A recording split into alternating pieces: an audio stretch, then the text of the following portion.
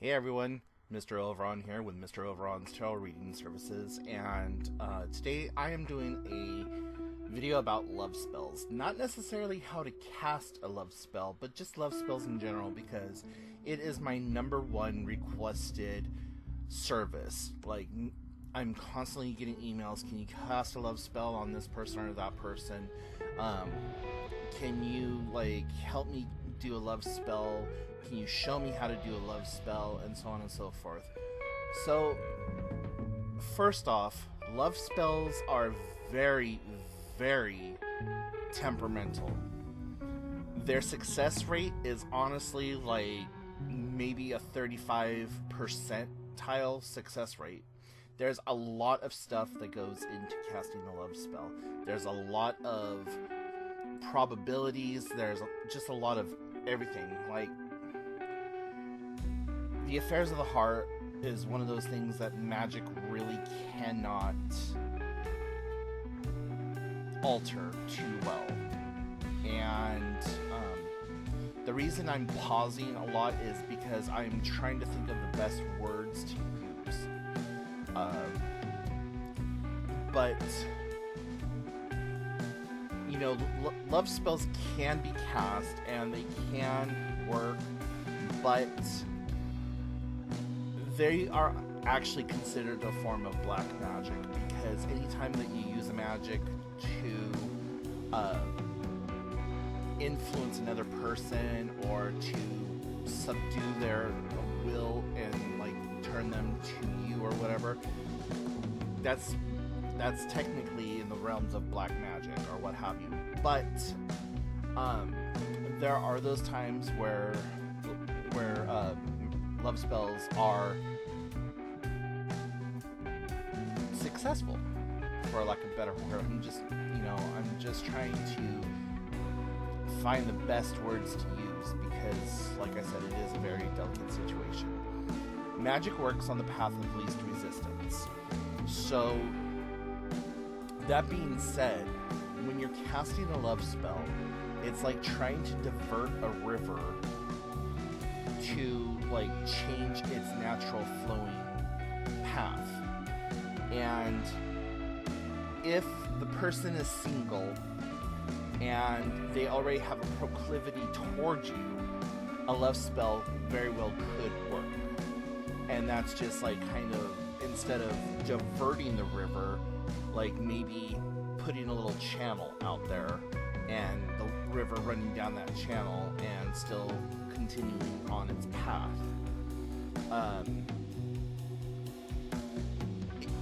I'm not going to say that love spells will not work if somebody is already involved with somebody else or has absolutely no interest in you. There are those times where it can work, and depending on the deities that you partition and the amount of energy and everything else that you put into your spell would make it work. A lot of times people are coming to me, mainly women, and I'm sorry ladies, but I have a lot of female clients that come to me and are like, oh, I am so in love with John and I want him to only want me, and yeah, he's with a wife right now, but he says that they're not really getting along and that he's just looking for an out, and so on and so forth. Ladies, I want to tell you this right now. If a guy did not want to be in a relationship, he would not be in a relationship. And players and cheaters and whatever else are going to tell you whatever they can to get you to get into bed with them. You have to have the strength and the fortitude to make a person prove to you that they are that they are supposed to be in your life, let alone supposed to be in your bed.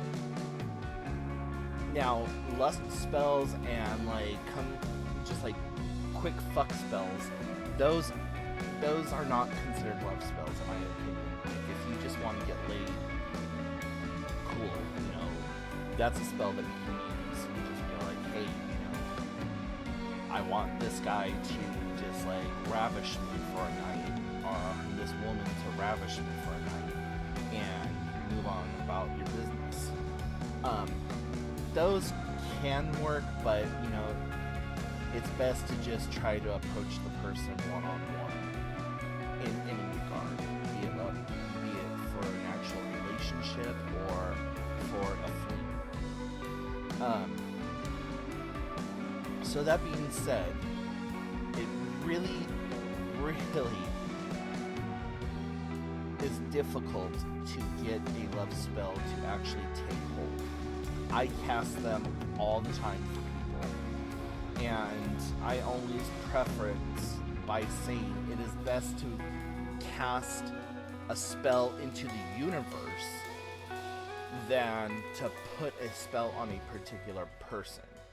So say that you really love John or Jane, and you really want them to be in your life, and you really want to, like, have a relationship with this person. You can cast a spell and petition the gods and the spirits and whatever to make this person come into your life, and it may work for a time period, or, you know, for a time period, but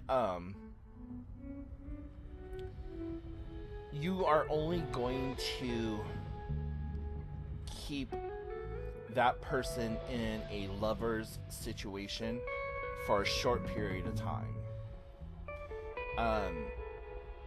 Because eventually, if they don't have the feelings for you, eventually the love spell is going to break down, and it's going to lead to something really horrible and really bad.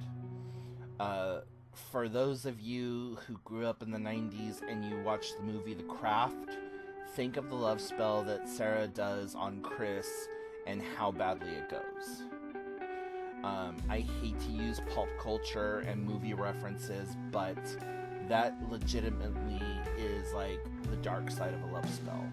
Is when it breaks, then all of those emotions come flooding, and the person that you've casted the spell on, sometimes it ends very badly and very darkly. So if you're casting the spell into the universe and saying, you know, blessed universe, hear my plea, I am calling unto you to bring somebody who matches what I need and what I want, and that they are going to be my equal in every way, and I am going to be their equal in every way, that they will add to my life as well as I will add to theirs. These are the attributes that I'm looking for. These are the traits and, like, some of the things that I want to be able to connect with this person on, and, you know, so mote it be. And then, like a crock pot, you set it and you forget it. Those type of love spells tend to work out a lot better, because now you are putting that energy out to the universe, and every person that matches that criteria or what you're asking for in a person, it brings that to you. And again, using a movie pop culture reference, I just drew a blank on the name of that movie. But anyways, Practical Magic with Sandra Bullock and Nicole Kidman. In Practical Magic, Sandra Bullock, as a child, casts a spell that is a universal spell, and she puts out there attributes that she thinks are made up and that no one will ever match. Like, his favorite shape will be a star. He can ride a horse backwards. He'll have one blue eye, one green eye. He'll be incredibly charming, very friendly, and all this other stuff. And then, like, 30 years later, this guy comes into her life that matches the whole thing, and they fall instantly madly in love with each other after, you know, some trials and tribulations, because it's Hollywood, and they needed to like make the movie last a little bit longer. But utilizing that type of a love spell is better suited. And I know that we are in a world of instant gratification where we want something done and we want it done right away and we don't want to wait for it. But the question I pose to you is, wouldn't you rather wait for something good than to have something quick and turn out horribly wrong? Like, you owe it to yourself to wait and to give it that time and put that energy into it. And you know, at the same time, start working on yourself, because like attracts like. So if you're not going anywhere or you're not doing anything to be positive or to like enhance yourself, then you're just going to cultivate like low energy people. So, like, if you are looking for somebody that is well educated and has a good job and has this going on and has that going on for them, try to bring that into yourself. Work on yourself. Go to school. Get back in school if you haven't gone to school for a while or started up. Changing your outlook. Literally, it sounds stupid, but just having that aura about you is going to draw people into you. Now, if you're a shut-in hermit and you're looking for love, well, it's not going to come knock on your door. I'm sorry, it's not. You're going to have to put yourself out and sometimes push your comfort zone to put yourself around people that are like-minded. So, if you're here in the United States, and I'm pretty sure they're global, but I know here in the United States there's a website called Meetup, meetup.com, and you just type in your zip code or your city and like some of your interests. So say like you like hiking, so you would type in whatever town, Sacramento, California. We'll use that as an example.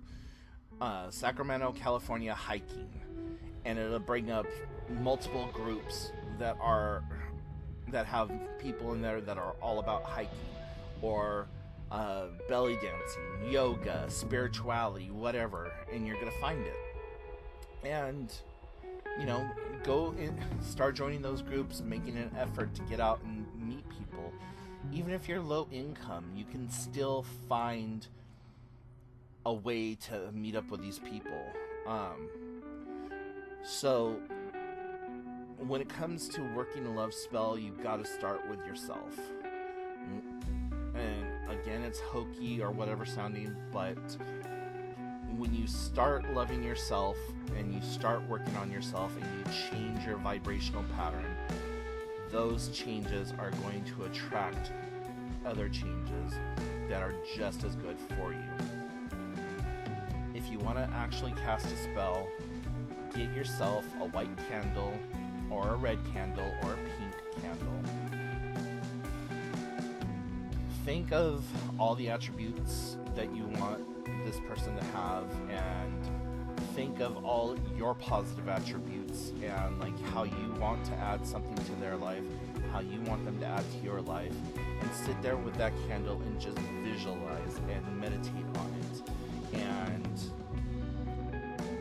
when you have that mental image of what you are looking for, blow onto the candle 3 times.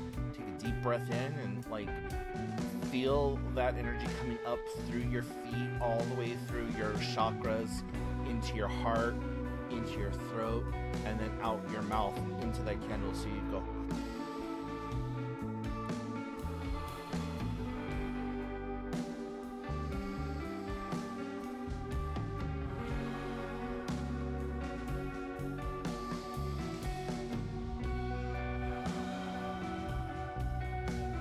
And then speak from your heart.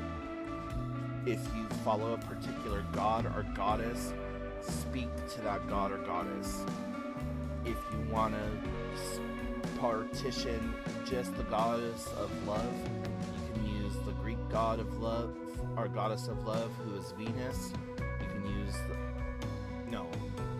Greek goddess of love is Aphrodite. The Greek god, or the Roman god of love, is Venus. They're one and the same, honestly. But you can call to them and say, Goddess Diana, or sorry, Goddess Aphrodite, I ask for you to bring this person into my life, a person that matches these attributes: blue eyes, blonde hair, muscular, family-oriented, well-educated, has a good job, has nothing but love in his heart, wants to start a family, so on and so forth. And then just talk it into the universe. Even if you're not using a god or goddess, just speak from your heart. Just, I really am looking for somebody who is family oriented, and somebody who will love me as much as I will love them, who will add to my life and bring positivity and happiness as I will bring positivity and happiness into their life, and let them just be the most pleasant person and very kind-hearted and loving, and just talk it into the universe. But you also have to have something that you're giving up in exchange. Like, for them being kind and loving, let me be kind and loving back to them. Let me have that family orientation. Let me have this, let me have that. So you want to meld and blend those energies together, and then, again, speak from the heart.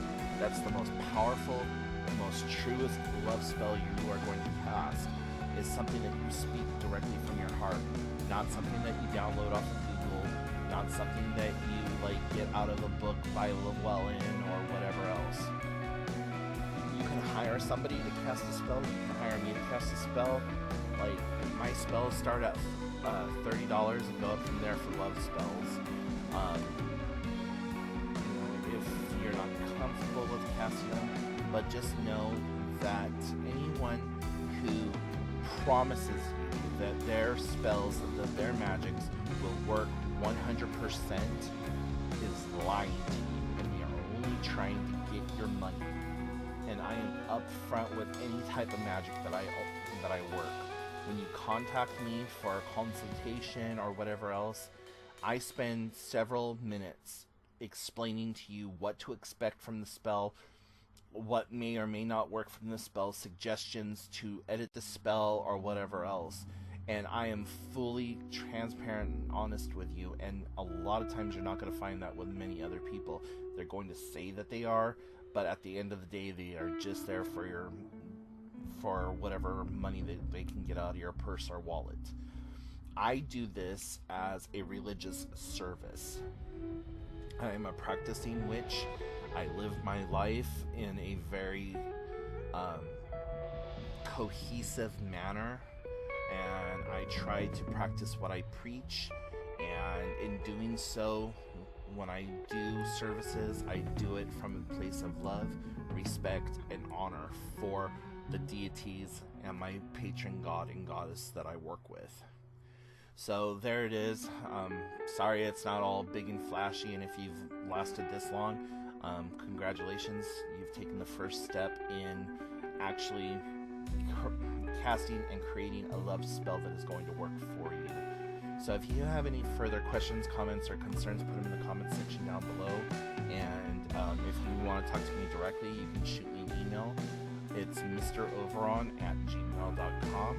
You can also head over to the website, mroveron.com, to see all the services I offer. I offer tarot reading, spiritual advice. I am a certified peer counselor, so I do counseling from time to time as well. So yeah, if you need anything, that's how to get a hold of me. And follow me on Instagram. It's Mr. Overon. And I will talk to y'all later. Bye, witches.